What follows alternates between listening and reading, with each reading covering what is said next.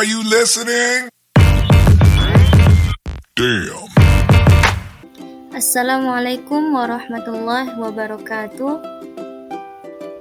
Perkenalkan, nama saya Hikmatul Ningsi dengan NIM 0201212089. Untuk memenuhi tugas UAS saya akan menjelaskan tentang filsafat dan filsafat ilmu. A. Pengenalan umum filsafat dan filsafat ilmu. Apa itu filsafat? Filsafat merupakan ilmu pengetahuan yang paling luas cakupannya. Oleh karena itu, titik tolak untuk memahami dan mengerti filsafat adalah meninjau dari segi etimologi. Menurut sejarah, Pythagoras adalah orang yang pertama kali memakai kata filosofia. Sebagai bahan pertimbangan, alangkah baiknya kalau kita juga sedikit mengetahui mengenai pengertian filsafat dari beberapa filsuf, yaitu salah satunya menurut Plato. Plato mengatakan bahwa filsafat adalah ilmu pengetahuan yang berusaha meraih kebenaran yang asli dan murni. Selain itu, dia juga mengatakan bahwa filsafat adalah penyelidikan tentang sebab-sebab dan asas-asas yang paling akhir dari segala sesuatu yang ada. Yang kedua, filsafat ilmu. Cornelius Benjamin menyatakan bahwa filsafat ilmu merupakan cabang pengetahuan filsafi yang menelaah sistematis mengenai sifat dasar ilmu, metode-metodenya, konsep-konsepnya, dan peranggapan-peranggapannya, serta letaknya dalam kerangka umum dari cabang pengetahuan intelektual. 3. Tahapan, ciri, dan perkembangan ilmu pengetahuan, yaitu A. Zaman pra-Yunani kuno, abad ke-5 sampai 7. B. Zaman Yunani kuno, abad ke-7 sampai 2 sebelum Masehi. C. Zaman pertengahan, abad ke-2 sampai 14. D. Zaman Renaissance, abad 14 sampai 17. E. Zaman modern, abad ke-17 sampai 19. Dan terakhir, F.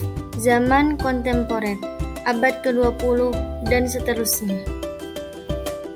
Selanjutnya, B. Bidang garapan filsafat ilmu. Yang pertama, ontologi. Menurut Kunto Wibisono Siswa Miharjo menyatakan bahwa ontologi ilmu meliputi apa hakikat ilmu itu, apa hakikat kebenaran dan kenyataan yang inheren dengan pengetahuan ilmiah, yang tidak lepas dari persepsi filsafat tentang apa dan bagaimana yang ada itu atau Bengsen Hedzin. Kedua, epistemologi. Menurut Kunto Wibisono Siswa Miharjo menyatakan bahwa epistemologi ilmu meliputi sumber, sarana, dan tata cara menggunakan sarana tersebut untuk mencapai pengetahuan atau ilmiah. Dan yang terakhir, aksiologi. Istilah aksiologi berasal dari kata aksios dan logos. Aksios berarti nilai atau sesuatu yang berharga, sedangkan logos berarti akal. Aksiologi berarti teori nilai, penyelidikan mengenai kodrat, kriteria, dan status metafisik dari nilai.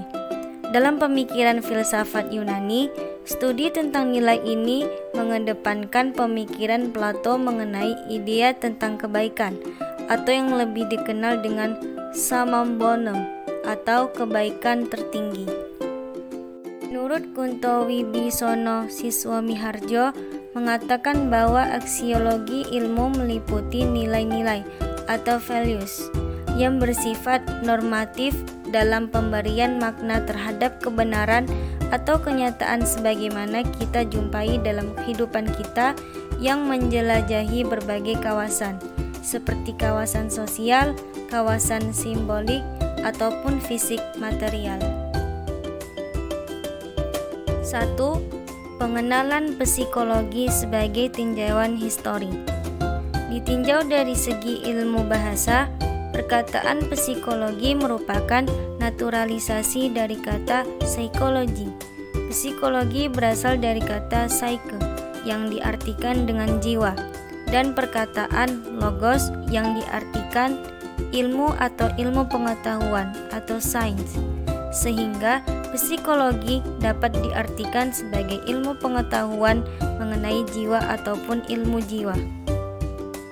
Arti kedua istilah tersebut menurut isinya sebenarnya sama, sebab kata psikologi itu mengandung kata psyche yang dalam bahasa Yunani berarti jiwa, dan kata logos yang dapat diterjemahkan dengan kata ilmu, sehingga istilah ilmu jiwa itu merupakan terjemahan belaka dari istilah psikologi. Walaupun demikian, kami pergunakan kedua istilah dengan berganti-ganti dan dengan kesadaran adanya 2. Pertautan antara psikologi dan filsafat ilmu.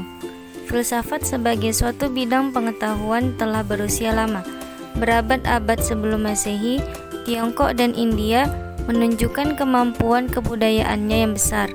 Semua itu mencerminkan keunggulan pemikiran kefilsafatan yang ada. Kemudian, lahirlah kebudayaan Yunani kuno menyusul kebesaran Asia. Dia tampil dalam kompetensinya sebagai akar-akar kebudayaan Barat. Ahli pikir seperti Plato, Aristoteles, dan Pythagoras adalah tokoh-tokoh filsafat yang bertahan lama sebagai idola dalam perspektif filsafat Barat klasik. Beberapa asas pemikiran mereka pun sampai sekarang masih senantiasa mengisi agenda perkuliahan para mahasiswa-mahasiswa ilmu sosial, utamanya psikologi. Pada kenyataannya, filsafat yang diperbincangkan sering diwarnai oleh perdebatan yang cukup alot, utamanya kedua kelompok, yaitu filsafat kritis dan filsafat spekulatif atau psikologi metafisik. Filsafat spekulatif secara khusus membahas tentang jiwa manusia. Berikut yang dapat saya sampaikan. Wabillahi taufiq wal hidayah. Wassalamualaikum warahmatullahi wabarakatuh.